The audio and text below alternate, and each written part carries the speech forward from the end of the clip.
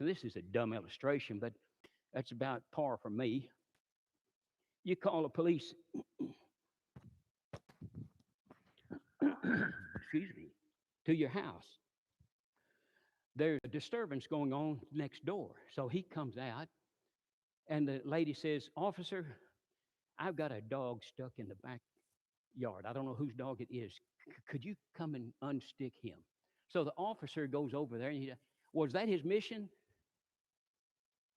Was he called out to see to that dog? No. He was called to quell that disturbance next door. Did he violate his mission by doing? No, he didn't violate his mission. So when Jesus did baptize, he didn't violate his mission. All right, so much for that.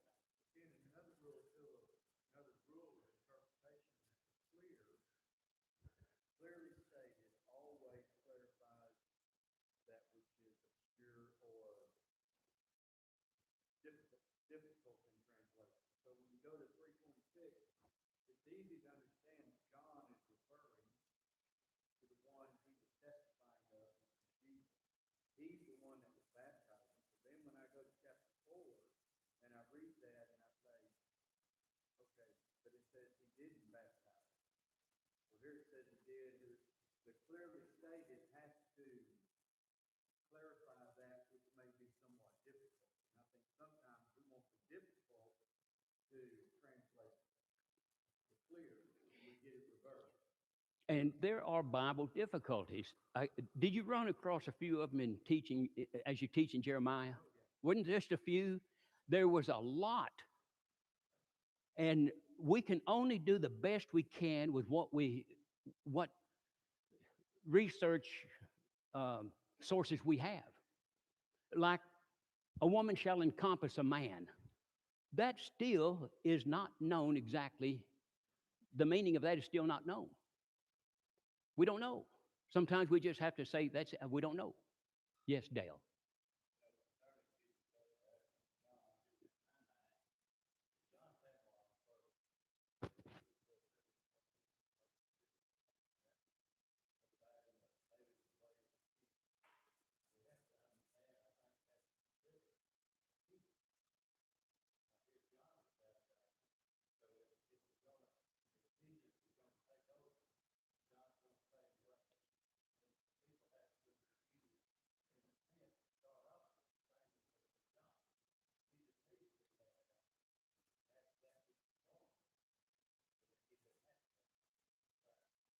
Good. That's a good point. Very good point. All right. So Jesus is in the transition of going from a less public ministry to a more active public ministry. He's in his public ministry, but it's on a low scale. Now he's going to begin really blooming in his ministry. That's what he does. Let's touch on Cana, the Cana wedding.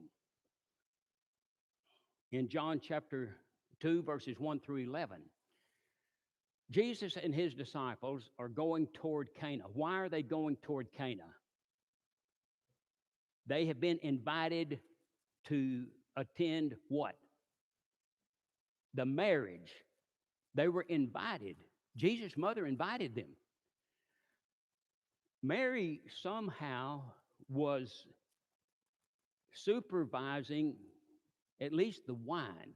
Whether she was supervising anything else, I do not know. Turn to John chapter 2.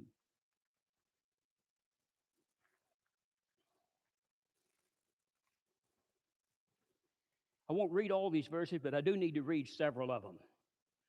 So there was, and it says, and the third day. Why would the Holy Spirit single out the third day? Scholars say this is a Wednesday.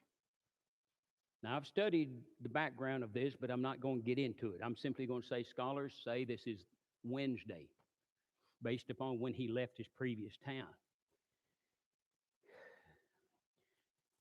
This was a virgin woman getting married. How do we know that? Based upon the third day. Because virgins could only be married on the third day, on Wednesdays. Not widows, virgins. Why on Wednesday? what met the next day, every Thursday, the small Sanhedrin. You have the great Sanhedrin, 71 members. Then you have the small Sanhedrin, 23 members. Then you have the local Sanhedrin, 7 members. The small Sanhedrin always met on Thursdays. That way, if this betrothed groom had a question of chastity regarding the woman he's going to marry, he found out she did something immoral, he would take it before the Sanhedrin the next day and resolve the issue. The evidence would be presented. The woman would either be found guilty or innocent. That's why the virgins always married on Wednesday. All right. There was a marriage in Cana of Galilee, and the mother of Jesus was there. And Jesus also was bidden, and his disciples, to the marriage. And when the wine failed, the mother of Jesus saith unto him, They have no wine. And Jesus saith unto her, Woman, what have I to do with thee? Mine hour is not yet come. A lot of people think he was disrespectful to his mother when he said, Hey, woman. He was not disrespectful. This is a term Jesus used many times in his ministry, many times. This is the first time he uses it with regard to his mother. There's that old crazy walking disorder. Anyway, I'm glad for these pews, by the way. All right.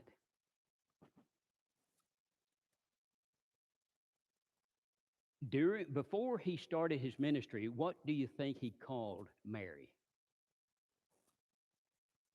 Mother. He didn't say, Hey, woman, could I have a sandwich? He said, Mother or Mama, just like our children do. But there comes a time when they quit saying Mama. Like a child that starts at school, first grade, he doesn't want to hear his comrades hear him referred to Mommy.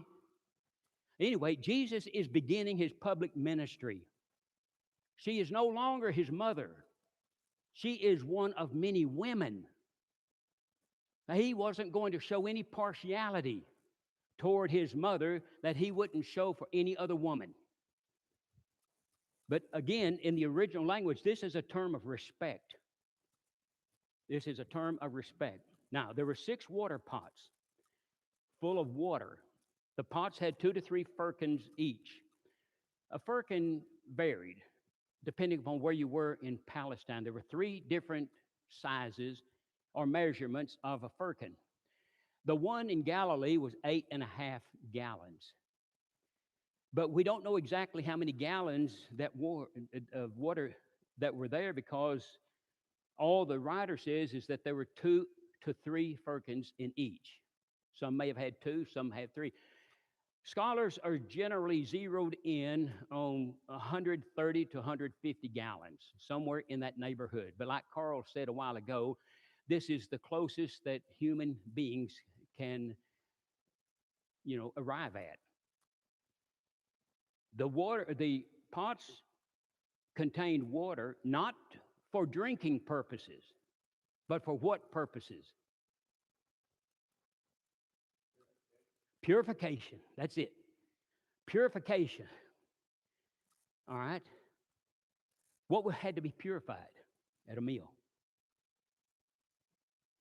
Especially a wedding. The hands.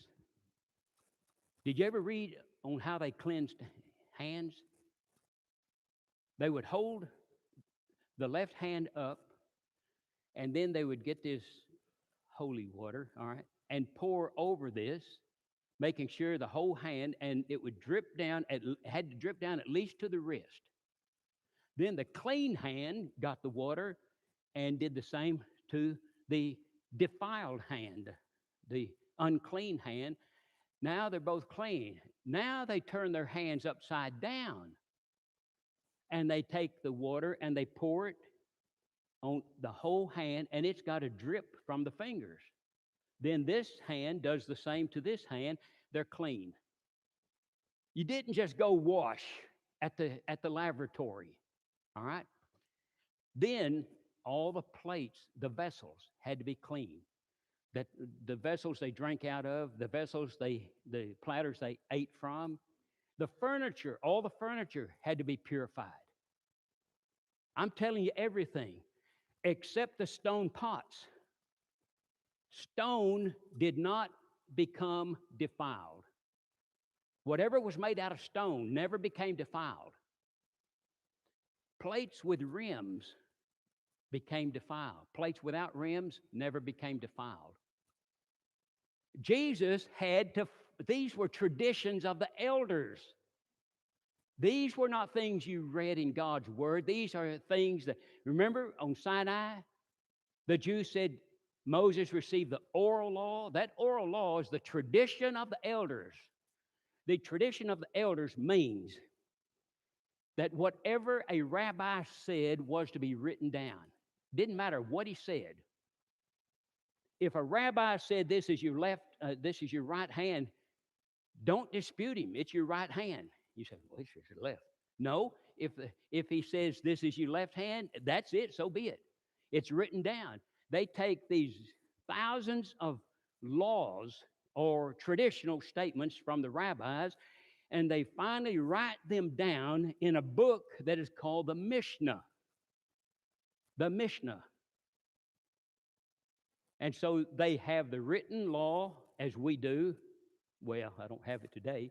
And then they have the oral law written down in the Mishnah. When Jesus comes to this earth, he's got to fight all this traditionalism. Everywhere he turned, he was irking somebody. And let me point this out. I've heard people say, well, the Jews didn't think it was right to heal on the Sabbath. Wait just a minute. Some Jews did, some Jews didn't.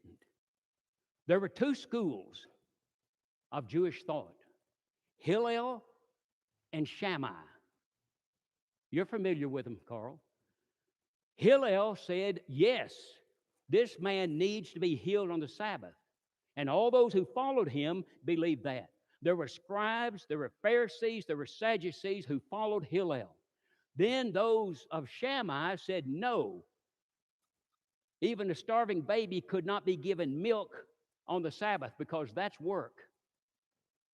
And there were scribes and Pharisees and Sadducees that followed Shammai. So Jesus was pitted against all these different forces in his ministry. And that's why he was attacked from every side. One side wouldn't attack him, but the other side would. Then when he did something this side liked, the other side would attack him. He couldn't win for what? Losing.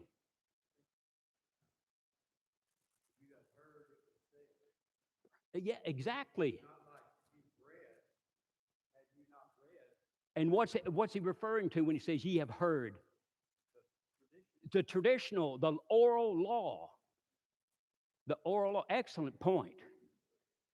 This is why Carl and I love to get into the research of the Bible, because of these things that enter into it. All right, now, verse 8, and he said, oh, by the way, Jesus says, my time has not yet come. I have a take on this. It's simply my opinion. I can't back it up with Scripture. Jesus says, my time has not come. I think his mother, who raised him, she gave birth to him, and she knew there was something special about this son. He wasn't just a normal boy, normal average boy. He was unique. There was something divine about him. And I think she was telling him, son, I disagree. I think your time has come. I think your time has come. So what does he do? When he says, my time hasn't come, Doesn't he kind of defy that by doing what? Changing the water to wine, turning the water to wine. He said, my time hasn't come, but I'm going to do it anyway. That's why I think in between those statements, his mother was basically saying, or at least he got the impression from her, your time is here, son. Your time is here. Well, he turns now. Look at verse 9.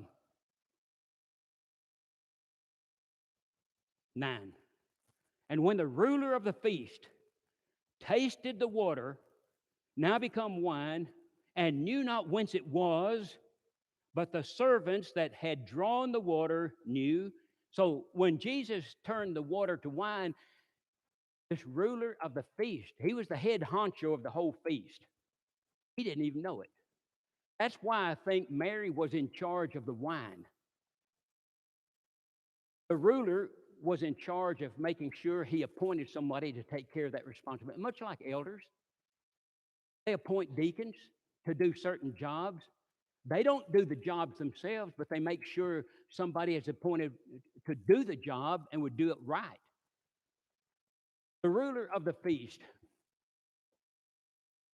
the best translation of that Greek word is governor. He was the governor of the feast. There was a triclines, a room with 3 couches. And he was in charge of this room. This is where the feast was taking place. There was one long table. He stood at the head of the table. Let's say this is the table, all right? He's standing at the head of the table, making sure that all the arrangements are done just right.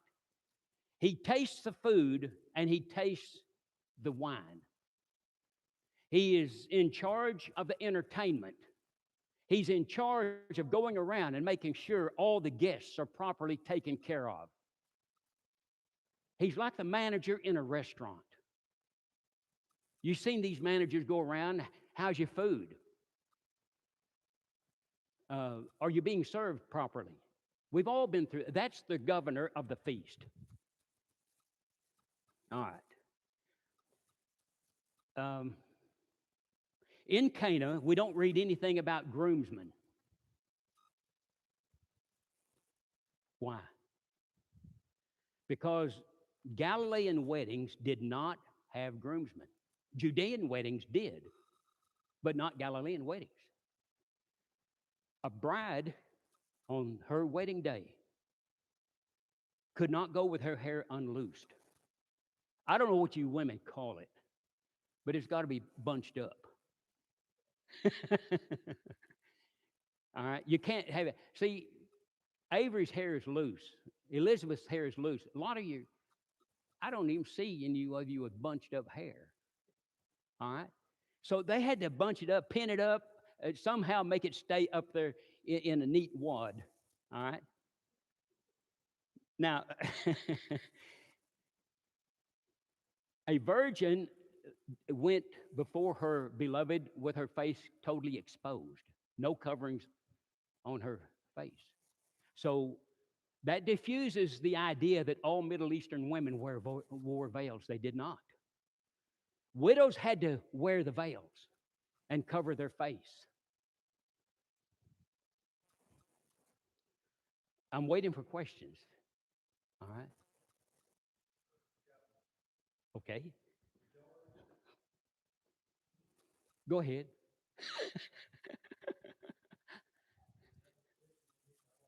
Yeah, I bow down to you, Stan.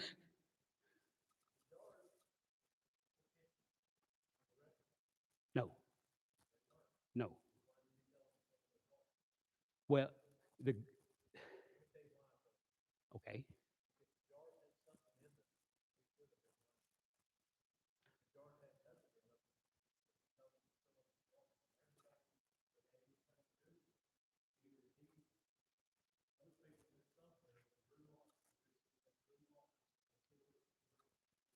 Okay.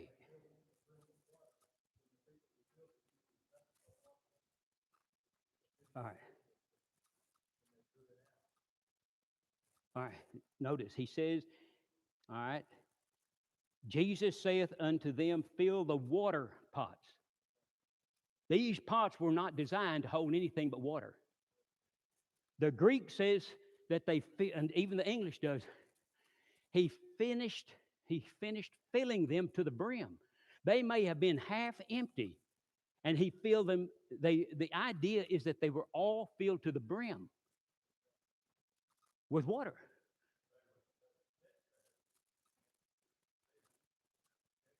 Mhm. They definitely did. They purified the furniture before the crowd even got there. The idea, though, is that it doesn't matter how much the pots contained. The idea is that they were all filled to the brim. You have anything to say to that, Carl? You rascal. I was looking for something there.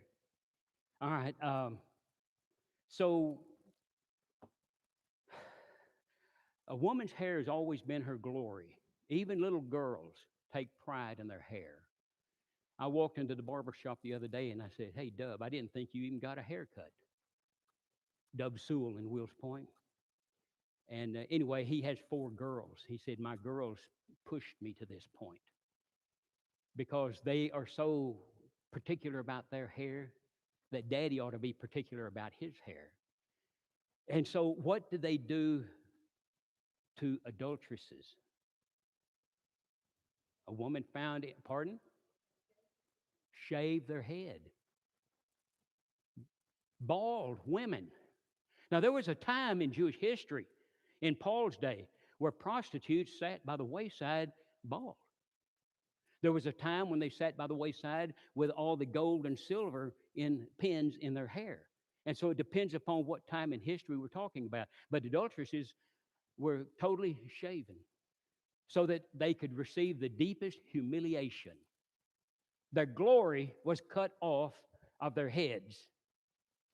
After the wedding, the bride and groom went home, and they spent their first week at home sitting on chairs that were considered thrones. They had crowns or bridal headpieces on, and they received visitors all week long, and the visitors always addressed them as king and queen the whole week. On the way to their house, though, the longest road in the town was taken. And at night, weddings were always in the evening. And at night, everybody had a torch or a lamp, all right, leading the way for the bride and the groom. They went the longest route so that the of people could see and enjoy and participate in the rejoicing of these two who are now full husband and wife.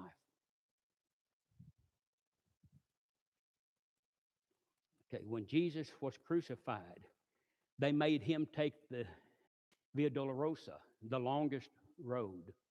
The way of sorrow is what that word means, so that the maximum number of people could see his humiliation. They weren't satisfied in just crucifying Christ. They had to make sure that he was taunted and humiliated, all the way to the cross through Jerusalem. All right, I think I'm going to pass these papers out right now.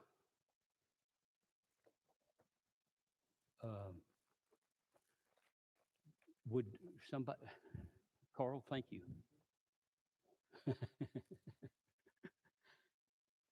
I went to the refrigerator one night to get my dry mouth, get a little swig of cold drink. I couldn't get within a 5-foot semicircle of the refrigerator.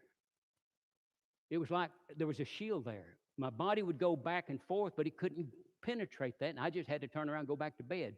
That's the kind of crazy stuff my body does. There's no Mayo Clinic has never heard of this.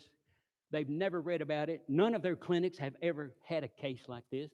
They say this is the first we have ever heard, and we cannot diagnose it. But it cost me $11,000. after the insurance paid for them to tell me, sorry, buddy. Oh, well, we've all been there. I want to pass this out because this is more on the weddings, the Jewish or Palestinian weddings. Oh, by the way, Carl, could I have a copy?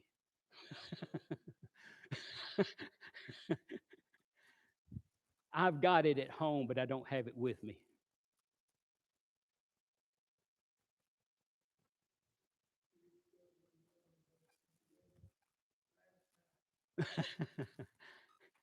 Thank you.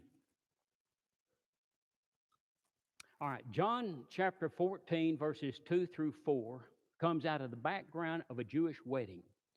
Turn to John 14. In my Father's house are many mansions. If it were not so, I would have told you, for I go to prepare a place for you. And if I go and prepare a place for you, I come again and will receive you unto myself, that where I am, there ye may be also. When a man and a woman decided to marry, decided to become betrothed, the two fathers would get together to negotiate the bride price or the dowry. As I mentioned quickly one time in a morning class, this today would be equal to buying a small house. Dowries were not cheap. You computed that amount on the age of the girl. Let's say she's 13 years of age and she's going to live to be 70. So you compute how much money she would bring to the family in all those years. Now, this price, again, was equal to a small house. Once they reached an agreement, thank you, Carl, they have a glass of wine, the fathers do, which would seal the agreement. This bride price would rival the price we would pay for an average house. The young man's father would give his son a glass of wine. The son would then hold the cup out to the young girl and say, "This cup I offer you, and I offer you my life." She was faced with a decision. She could say no by simply refusing the cup, or she could put the cup to her lips and drink the wine, saying nothing. Drinking the wine was saying, "I accept your life and give you mine." Then the young man would say to his bride, by the way, does that ring a bell on the communion? When we drink that wine, we are the bride of Christ, right? We are actually saying, he says, Christ is saying, "This cup I offer you and I offer my life." We drink it, and by our drinking it, we say, "I accept your life and give you mine." Then the young man would say to his bride, "I'm going to my Father's house and prepare a place for you. And when I prepare a place for you, I'll come back and take you to be with me." This is taken from the Library of Middle Eastern Books. You won't find this in American books. American libraries are bookstores.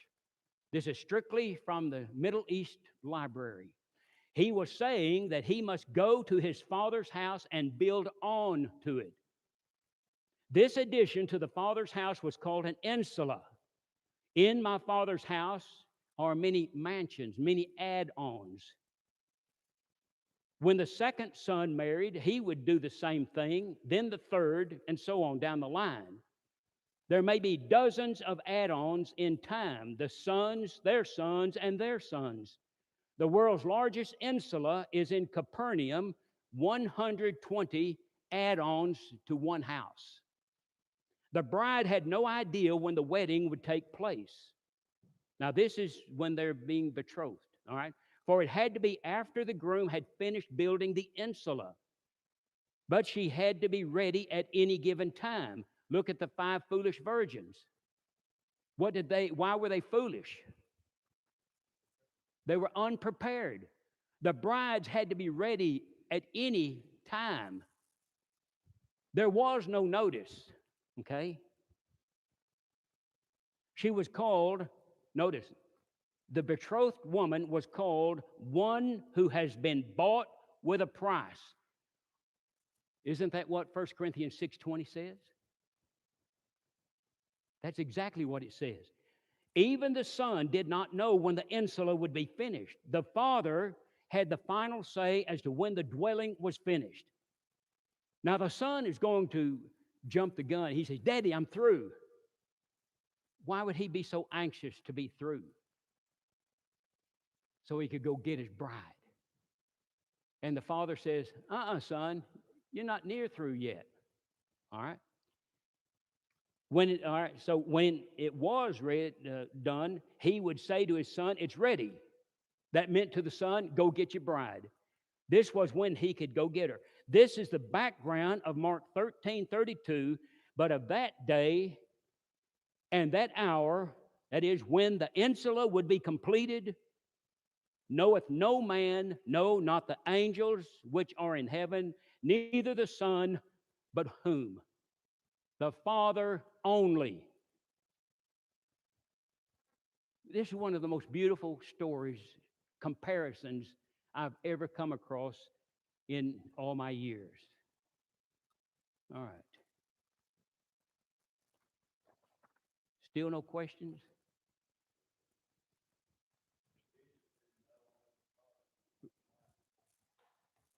That's right. Okay. I see those little heads. Thank you very much.